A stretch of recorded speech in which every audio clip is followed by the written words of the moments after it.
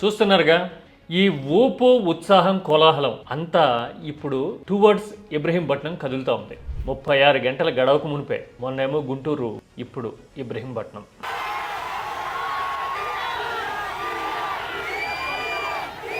జగన్ పరామర్శకి వెళ్తున్నాడు, మద్దతుగా నిలబడ్డానికి వస్తున్నాడు అని తెలియగానే జనం ఇలా వెల్లువలా రావడం, కోలాహలం కనిపించడం సర్వసాధారణమే. అయినా కానీ ఆఫ్టర్ గుంటూరు రాష్ట్రంలో పొలిటికల్ పల్స్లో చాలా స్పష్టమైన మార్పు వచ్చినట్టు కనిపించట్లా. కావాలంటే ఈ దృశ్యం చూపిస్తా చూడండి.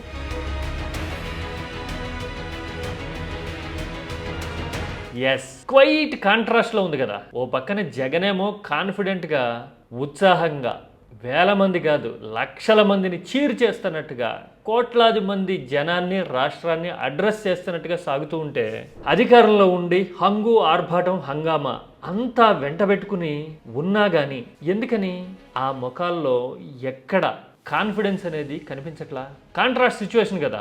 ఒక పక్కనేమో జోష్ ఉంది, ఇంకొక పక్కనేమో ప్రెజరు, టెన్షను కనపడుతుంది. ఎందుకిలా? మంది మార్బలం, మీడియా హంగామా, అధికారం, కేంద్రం వరకు పాకిన బలం ఇవన్నీ ఉన్నా కానీ కూటమి డిఫెన్సివ్గా ఎందుకు కనపడుతోంది? ఓడిపోయి ఒంటరోడుగా మిగిలిపోయిన జగన్ ఎందుకిప్పుడు ఇలా జన కోలాహలం మధ్య బలవంతుడిగా కనిపిస్తున్నారు?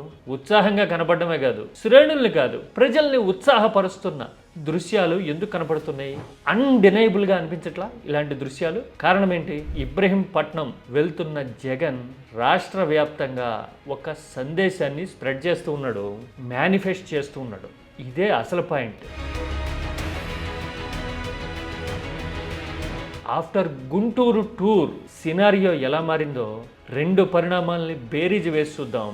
జన మనోగతం ఏంటో, పాపులర్ పల్స్ ఎటు మొగ్గుతోందో చెక్ చేద్దాం.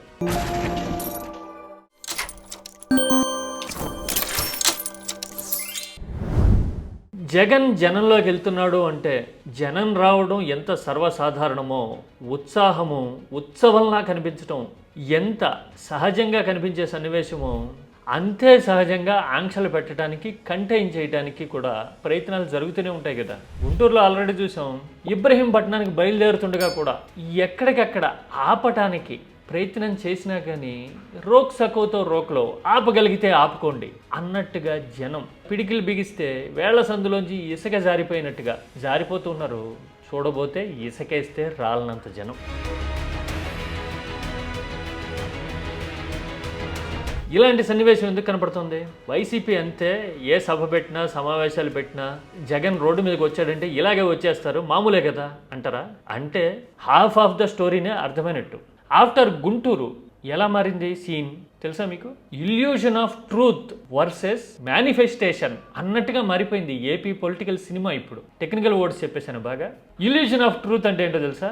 ఒక అబద్ధాన్ని పదే పదే పదే పదే పదే చెప్పి కానీ అదే నిజమేమో అని నమ్మించడానికి చేసే ప్రయత్నం, మానసికంగా ప్రజల్ని పట్టి నలిపేసే ఎత్తుగడ. దాన్ని ఇల్యూజన్ ఆఫ్ ట్రూత్ అంటారు. యాక్చువల్లీ దట్ ఈస్ ఇల్యూజన్, కానీ దాన్ని నిజమని నమ్మించాలి అనుకునే ప్రయత్నం. అలాంటిది ఒక పక్కన జరుగుతూ ఉంటే ఇంకో పక్కన మేనిఫెస్టేషన్ అన్నా కదా. అదేంటి మేనిఫెస్టో అంటే? అప్పుడేదో నవరత్నాలు చెప్పాడు, ఆ తర్వాత సూపర్ 6 సూపర్ 7 అన్నారు. అది కాదు. మేనిఫెస్టేషన్ అంటే ఏదైనా ఒకటి అనుకుంటే అయిపోతుంది అని చెప్పే విల్ పవర్, సంకల్ప బలం అంటారే అది. కోరుకోసామి అయిపోతుందని అదేదో సినిమాలో డైలాగ్ ఉంటుంది కదా, అనుకో అయిపోతుంది. అది మేనిఫెస్టేషన్. గుంటూరు పర్యటన తర్వాత ఈ వాతావరణం, ఈ పోలరైజేషన్ వచ్చేసినాయి.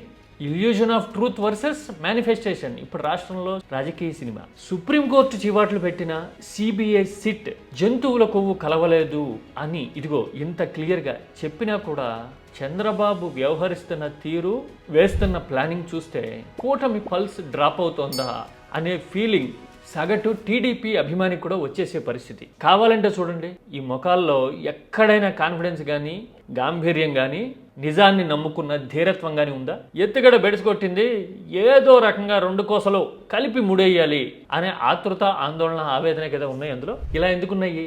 లడ్డూ విషయంలో నష్టం పాయింట్ ఆఫ్ నో రిటర్న్ అనే స్థాయికి వెళ్ళిపోయింది. అంటే పోడ్చలేనంత, నివారించలేనంత నష్టం జరుగుతూ ఉంది.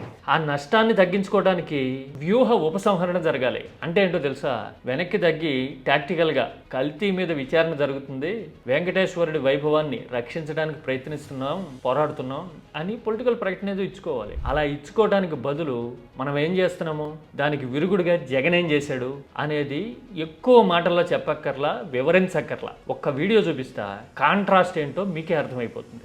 కాబట్టి మర్యాదగా చెప్తే వినాలి, అంతేగాని నేను నా ఇష్ట ప్రకారం ఆర్గ్యూ చేస్తాను అడ్డదుడ్డంగా అంటే కుదరదు. అవన్నీ ఉద్దేశపూర్వకంగా మన వెంకటేశ్వర స్వామి ప్రతిష్టను మనమే దెబ్బతీస్తున్నాము అని చెప్పి ఏమాత్రము కూడా కనీసము దేవుడంటే భయము లేకుండా, దేవుడంటే భక్తి లేకుండా రాజకీయాల కోసం దేవుడిని ఉపయోగించడం మొదలుపెట్టి చూశారుగా చంద్రబాబు టోన్ ఎలా ఉందో. హెచ్చరిక కాదు, వార్నింగ్ కాదు, అంతకంటే ఎక్కువే గద్దింపు, ఘీంకారం ఉన్నాయి అందులో.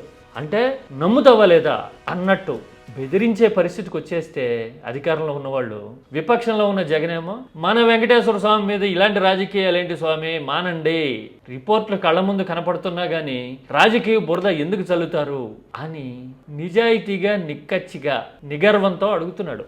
అంటే అధికార దర్పం ఎన్ఫోర్స్ చేసేయాలి ఎట్టి పరిస్థితుల్లో అనే ధోరణి ఒక పక్క, అప్పీలింగ్గా జన మనోగతాన్ని ప్రతిబింబిస్తున్నట్టుగా మాట్లాడుతున్న ధోరణి ఇంకో పక్క. అందుకోసమే ఇప్పుడు పోలరైజేషన్ జరుగుతూ ఉంది, జరిగిపోయింది కూడా. దేవుడి మీద నమ్మకం ఉన్నవాళ్ళు, విశ్వాసం ఉన్నవాళ్ళు, భక్తి ప్రపత్తులుండి చేతులెత్తి మొక్కే మనస్తత్వం ఉన్నవాళ్ళందరూ ఇలాంటి రాజకీయం వద్దు, లడ్డూ మీద, వెంకన్న మీద అని వేడుకునే పరిస్థితి వచ్చేసిన తర్వాత ఇంకేముంది, పిక్చర్ వెరీ మచ్ క్లియర్ కదా. ఇదే సీన్ ఇప్పుడు కనపడుతూ ఉంది. అందుకోసమే గుంటూరు తర్వాత ఇబ్రహీంపట్నం వెళ్తుంటే కూడా ఇదిగో ఈ ఉత్సాహం చూడండి.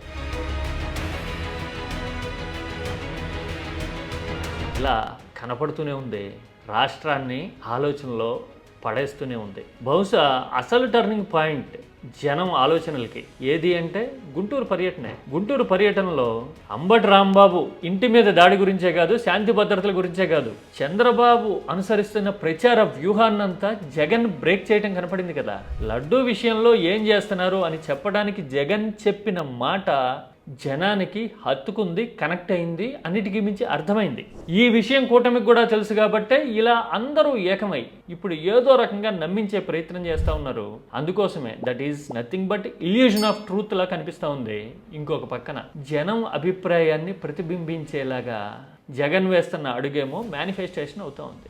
ఈ సీన్ ఇప్పుడు రాజకీయం ఎటు నుంచి ఎటు మలుపు తిరుగుతూ ఉందో, ఎటు మొగ్గుతూ ఉందో చూపిస్తూ ఉంది. నిజం కదా, చంద్రబాబు రాజకీయంలో ముందు నుంచి ఒక్కటే కనబడుతుంది, నెగిటివ్ టాక్టిక్స్, అడ్వాంటేజ్ పిండుకోవాలి అనుకునే ధోరణి. కావాలంటే మీరు ప్రీవియస్ ఎలక్షన్స్కి వెళ్ళి చూద్దాం ఒకసారి. 2004 టైంలో చూడండి, 99లో బయటపడినట్టుగానే 2004లో కూడా భారత్ వెలిగిపోతోంది అనే ప్రచారంలో బయటపడవచ్చు అని ఆశించి భంగపడడం కనపడింది కదా. ఆ తర్వాత అధికారంలోకి రావడానికి 10 ఏళ్ళు పడితే ఎగైన్ మళ్ళీ నెగిటివ్ టాక్టిక్సే, పాజిటివ్ అప్రోచ్ లేదు. బీజేపీ మీదకి నెట్టేసి మోడీ మోసం చేశారు అని నెగిటివ్ టోన్తో వెళ్ళారు కదా. ఎగైన్ ఇప్పుడు కూడా అన్యాయం జరిగిపోతుంది, దాడి జరిగిపోయింది అని చెప్పి ఒక నెగిటివ్ టోన్ని సెట్ చేసి బీజేపీని నమ్ముకుని మతపరంగా పోలరైజేషన్కి రంగం సిద్ధం చేసుకుంటున్నట్టుగా కనపడతా ఉన్న ఎత్తుగడలు. ఏపీ లాంటి విచక్షణ, తెలివి ఉన్న రాష్ట్రం, జనాభా ఇలాంటివి యాక్సెప్ట్ చేస్తారా లేదా అనేది జగన్ టూర్లో వస్తున్న రెస్పాన్స్ చూస్తే తెలిసిపోతుంది కదా. అప్పుల విషయంలోనో, రాజకీయ దొమ్మిల విషయంలోనో ఇంకోటో రాజకీయం చేయడం, ఎదురుదాడి చేయడం, మీడియాలో ప్రచారం చేయడం వేరు. ప్రతి మనిషికి అర్థమయ్యే, గుండెల్లో పెట్టుకునే భక్తి విశ్వాసాల విషయంలో పొలిటికల్ పొల్యూషన్ క్రియేట్ చేయాలనుకోవటం మహాపరాధం కదా. అలాంటి అపరాధం ఇప్పుడు బెడిసి కొడుతోంది అని గత 3 రోజులుగా పరిణామాలు చూపిస్తూ ఉంటే జగన్ పర్యటనలో ఉత్సాహం ఉరకలేస్తూ ఉంది. ఇంత మెటిక్యులస్గా జగన్ పబ్లిక్ పల్స్ ఎలా పట్టుకోగలిగాడు? కారణం ఏంటి అంటే 2 రీజన్స్ కనపడతాయి. ఒకటి, పబ్లిక్ మూడ్ ఎలా ఉందో అర్థం చేసుకునే ఎబిలిటీ ఉండటం. రెండోది, జరగలేదు అని రిపోర్ట్లు, ఆధారాలు కనపడుతున్నప్పుడు ఎందుకు మీరు రాజకీయం చేస్తున్నారు అని సూటిగా నిలదీయడమే కాదు, ఆ నిలదీస్తున్న విషయాన్ని జనానికి అర్థమయ్యేలాగా కమ్యూనికేట్ చేయగలిగాడు Jagan. That is where the real success lies. అవునా కదా?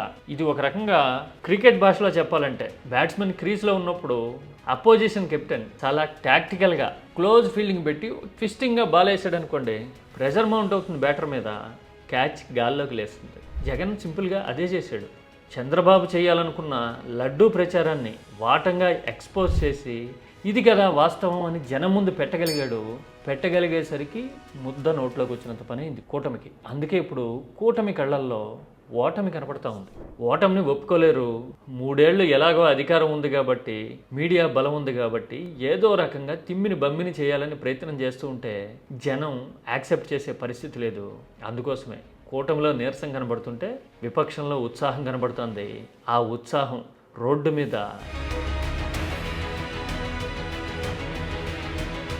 ఇలా కేరింతల్లా వినపడతా ఉంది. ప్రత్యర్థుల గుండెల్లో రైళ్లు పరిగెట్టిస్తూ ఉంది. రాజకీయ పెనుగులాట సరే, మరి రాష్ట్రం సంగతి ఏంటి? అధికారంలో ఉన్నప్పుడు బాధ్యతతో విజ్ఞతతో వ్యవహరించి ఇప్పటికైనా దిద్దుబాటుకి దిగితే రాజకీయ ఎజెండాని పక్కన పెట్టి ప్రజల మనోభావాల్ని అర్థం చేసుకోగలిగితే గనక కాస్తైనా ప్రయోజనం ఉంటుందేమో. ఇంకొక మాట చెప్పాలి, పొలిటికల్ మూడ్ ఎలా ఉంది అని చెప్పడానికి. కూటమి పార్టీలన్నీ సమావేశం పెట్టుకొని భీకరమైన ప్రకటనలు చేయటము పేపర్లో ఫ్రంట్ పేజీలో రావడం చూసాం కదా. మరి ఈ వేదిక మీద, ఈ ఎజెండా మీద చంద్రబాబు తనయుడు ఎందుకు మాట్లాడలా? పక్కనే ఉన్నారు కదా, ఆయన ఎందుకు ఒక్క ప్రకటన కూడా చేయలే? చంద్రబాబు ఈ విషయంలో ఎంత డిఫెన్స్లో ఉన్నారు అనడానికి ఇది ఒక్క నిదర్శనం చాలు. అడ్వాంటేజ్ ఉంటే ఫోకస్ వస్తుంది అనుకుంటే, హీరోయిజం అనే లాంటి ఎలివేషన్ వచ్చేస్తుంది అంటే ఖచ్చితంగా ఎప్పుడైనా లోకేష్ రంగంలోకి దిగుతారు, మాట్లాడతారు, ఖండిస్తారు, సవాల్ చేస్తారు, చూస్తుంటాం ఎప్పుడు. అదే డిఫెన్స్లో ఉంటే మాత్రం అలాంటి విషయాలకి చంద్రబాబు తనయుడిని దూరం పెడతారు. ఇప్పుడు కూటమి ఎంత డిఫెన్స్లో ఉందనడానికి ఇదొక్క ఎగ్జాంపుల్ చాలు. అవునా కదా? మీరేమంటారు? ఇబ్రహీంపట్నం అయినా గుంటూరు అయినా జనంలో కనిపిస్తున్న ఈ జోష్ ఏం చెప్తోంది రాష్ట్రానికి? ఇది illusion of truth versus manifestation అంటే మీరేం చెప్తారు? నిర్మాణాత్మకంగా చేయండి కామెంటు. సబ్జెక్ట్ ఉంటే గనక లాజిక్తో ఆర్గ్యూ చేయండి. సరుకు లేని వాళ్ళే బూతులు మాట్లాడడానికి ట్రై చేస్తారు. అవునా కదా?